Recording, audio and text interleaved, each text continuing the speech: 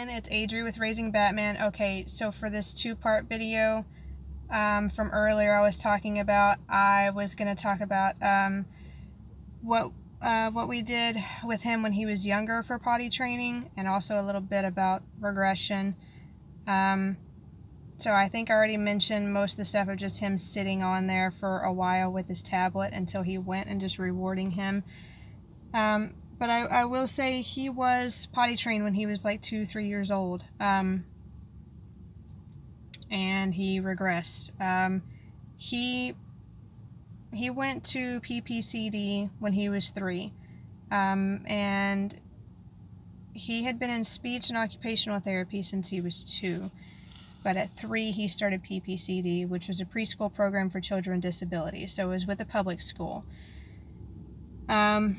And he had his first summer from that, and he regressed big time.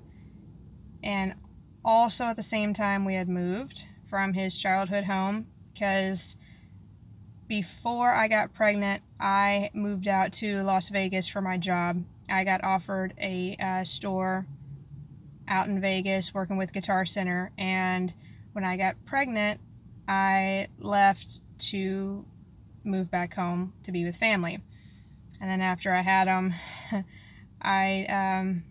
it was really hard. I didn't really want to go back to the retail life, but having him, so I decided to work at a daycare where I could be close with him and be with him more often and go back to school. So when we moved from there, we moved back home to my mom's house, so we could kind of get on our feet and find a place. And she lived in a smaller, kind of more country town, so we wanted to be back in the city where we could get more stuff for Gage, because we were starting to find out he was going to need, speech therapy and things like that. We had gone to several different pediatricians trying to figure out what was going on with him. And plus I had a lot of family and stuff in the city where we were wanting to move back to. So we stayed with our in-laws for a while, and then we finally found a place of our own. So, we were living with his grandparents and then living with another set of his grandparents, and we moved out of both of those places, and he was not happy about that. And then having his first summer break was really hard on him. It was really, really hard. I don't talk about the regression and stuff a lot with him. I post more positive things all the time. But regression does happen, and it's not pretty. It's not easy. It's not always cupcakes and rainbows with autism. It can be very, very hard. So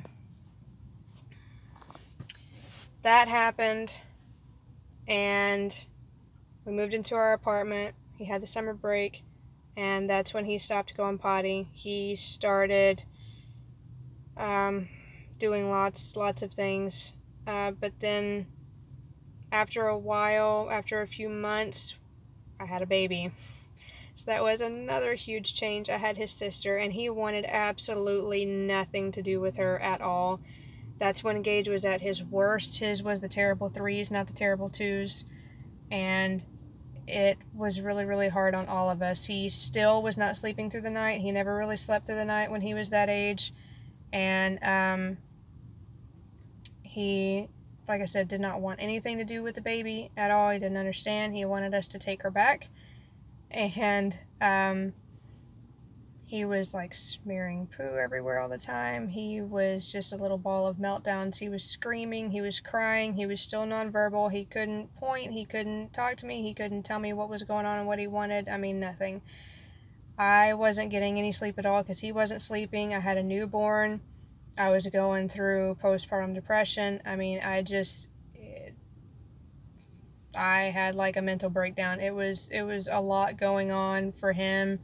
And for me, my husband was working like 60, 70 hours a week. And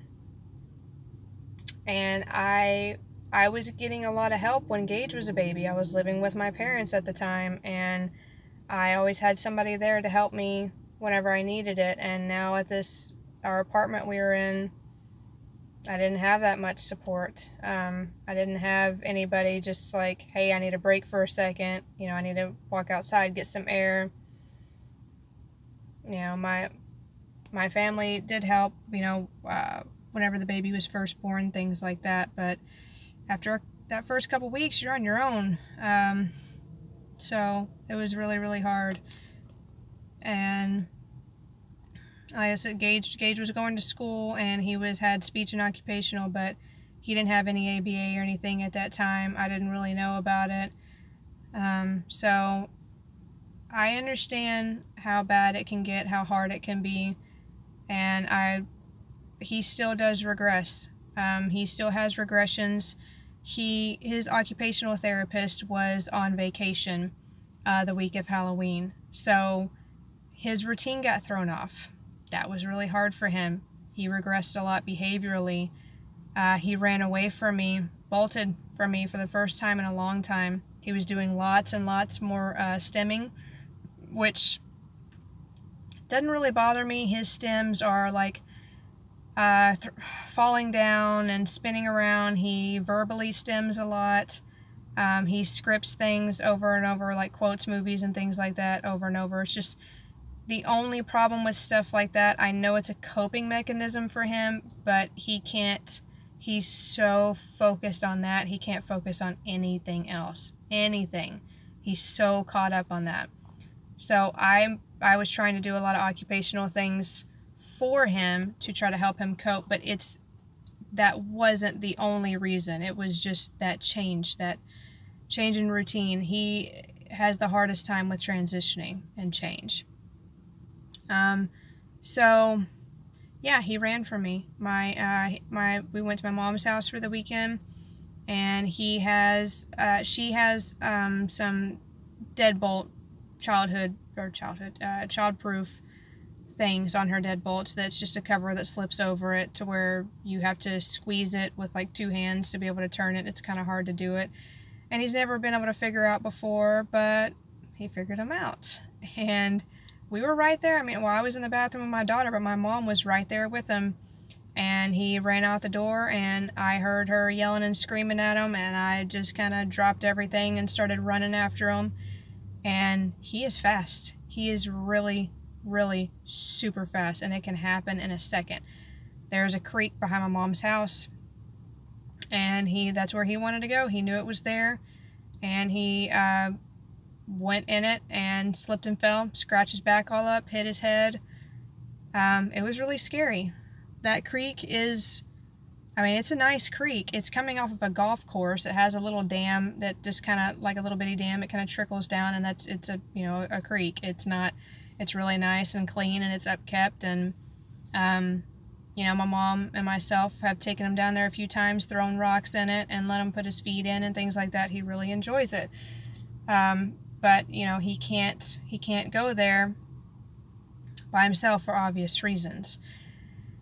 But there's a lot of things where he can't even really walk because he's throwing himself down on the floor, and a lot of times he can hurt himself doing that. So all these stims, I know they're coping things for him, and I don't mind him doing at all, but I always try to find something that's a safer stim for him where he's not going to hurt himself. But he gets so focused on that stim that he's doing that he can't pay attention to anything else. So anything else I'm trying to redirect him to do or anything, it's not working. So I feel you. Other parents out there, it's hard. Like I said, I always post all the positive stuff, which I love to do. I think it's great, and hopefully it's giving you other guys out there hope, or just a smile on your face. But that's not always the case. We do deal with regression a lot too. We do deal with him running away or him doing stuff that could hurt himself. Like there's this one like really, really jerky move he likes to do that's kind of like a half spin, and he shakes his head like real violently when he does it. And he's fallen out of our chairs. We kind of have like high dining room table chairs, and he'll kind of do that move when he's in the chair, and he'll just straight up fall down and hurt himself. And it's like, dude, you gotta stop, you know. He does it when he's walking around, you know, things like that. So it's not easy. And it happens, but we just kind of deal with it, you know, redirection, and try to distract him with something else, and just do what we can do for it, and just try to be there for him, and try to do other safe stims for him. So if you guys have any questions about that, I know I've posted some stuff before, some safer things they can do, or why they stim, or I mean every kid is different on what they do for that. I Gage even like rocks back and forth a lot of the times too. He'll rock back and forth, or you know, to kind of self-soothe. He screams a lot. A lot of his stims, like I said, are vocal. He'll yell.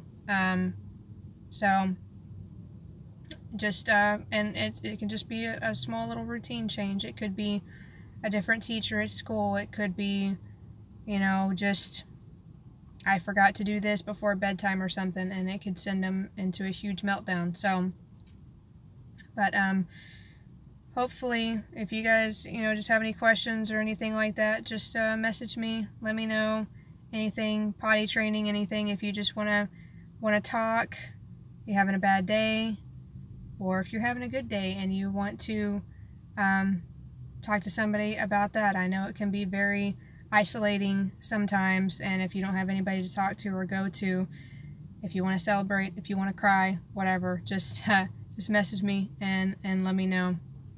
I'm here, and this is why I made this page and this channel. So, alright, y'all have a good day.